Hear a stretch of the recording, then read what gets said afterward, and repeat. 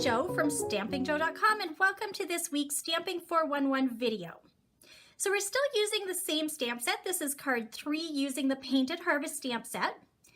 And we've used Crushed Curry, Blackberry Bliss, and Garden Green as our ink colors. And we're also using the Wood Textures Designer Series paper. So let's get started. So we have 3 pieces of paper / cardstock. We have our Crushed Curry, which is cut to 5.5 by 8.5. And then I used my bone folder to fold it at 4 1/4. We have our Blackberry Bliss, which was cut to 4 inches by 5 1/4.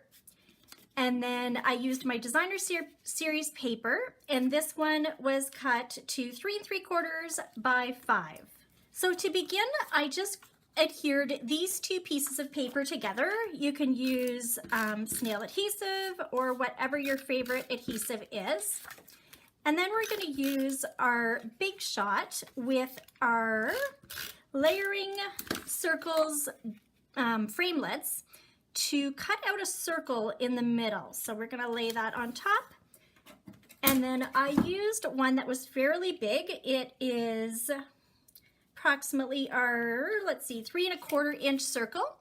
And we're just going to cut it out using the Big Shot at about there. So you want it to be kind of the top half and just down a little bit. Before running it through the Big Shot, of course, you want to attach it to your card. Now you're going to see that it's pretty thick to go through the Big Shot. So I actually ran it through 2 or 3 times just to make sure that it went through all 3 layers. After you've put it through the Big Shot, you can see they do pop out pretty easily, and that creates your window at the front of your card. So the next step, I used Whisper White cardstock, and I'm going to stamp my flowers on it using Blackberry Bliss. So we're just going to take the bigger of the 2 flowers, and we're going to stamp off your paper first. Okay, so make sure it's inked nicely. Give it a stamp on your scrap paper, and then onto your Whisper White. So again, same thing, like that. And then we're going to take our smaller of the 2, which layers really nicely on it, and you're going to stamp it on top so it has a darker version of your Blackberry Bliss. Our next step is to take the center of our flower, and we're going to stamp that one in Crushed Curry. Now remember, I used the Regal's colors to create all of the cards for this month's Stamping 411. So you'll find both of these colors in the Regals. You can stamp it a couple of times just to fill it in a little bit more. Now you're probably not going to like me very much for this next step if you're making this card, but it is so worth it. You're going to take scissors. Now I use my paper snips because they are fantastic to cut with. And when you're cutting, always move your paper, okay, versus moving your scissors. It'll give you a nicer edge of where you're cutting. So you're going to cut that all the way through to the end, and you're going to do that for both. Now, through the magic of TV, I've already done a couple, so you don't have to watch me do that. Okay, and then the next step is we're going to do our leaves, and we're going to do the Garden Green ink for that one.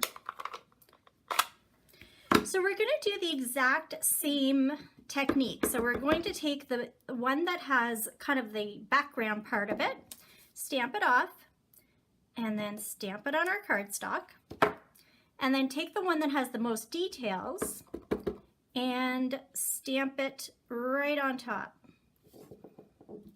like that.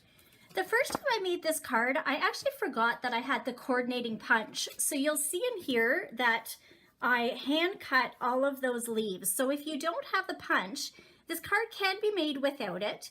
And it just takes a little bit of time to fussy cut that. But because I actually found that I had the punch after all, it is super easy to go back in and just punch those right out. See how it layers, or sorry, it frames it so nicely. So So we only have one more little step of stamping. So we're going to take our greeting. This one says, "Your kindness means so much more than you will ever know." And I'm actually going to stamp that right through my window.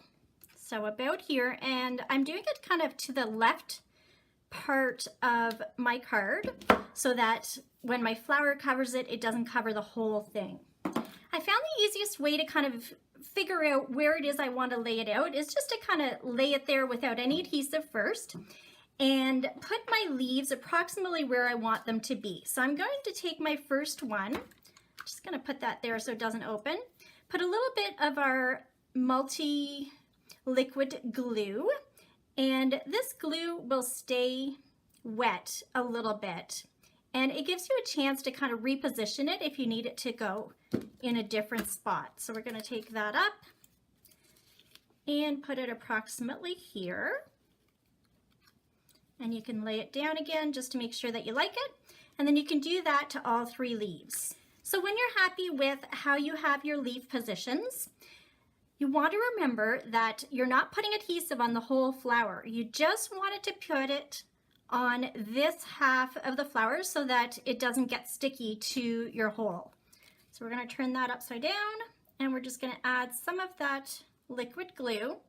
And I use liquid glue sometimes just because it gives me a little bit of a chance to reposition if I need it to be. So our next step is to take this flower and put it on the inside of our card where you want it to go. So we're going to take a little bit, so we're going to eyeball that. We're going to take it and put a little bit of adhesive on this side. Then we're going to take it. Just make sure that it doesn't go further than your card. And just give it a nice press down. And there you go. So you've got yourself a really beautiful, different designed card. Again, using those beautiful colors, and I adore this stamp set. Our last step can be actually stamping a coordinating envelope. So I always say no naked envelopes. So much prettier if you have something that coordinates, and our Whisper White envelopes are so beautiful. And they're so easy to stamp on because they're nice and smooth. So we're going to do that. We're going to take the crushed curry just like we had before for the center. And put that right there. And look at how beautiful of a set that becomes. So we've got, I think I like this one better. There you go. So what do you think? I hope you enjoyed this week's card. Please continue to leave comments and give me a thumbs up if you are enjoying these videos, because that is how I know that people like them. Have a wonderful day, and I will see you next week with another card on the Painted Harvest stamp set. Bye!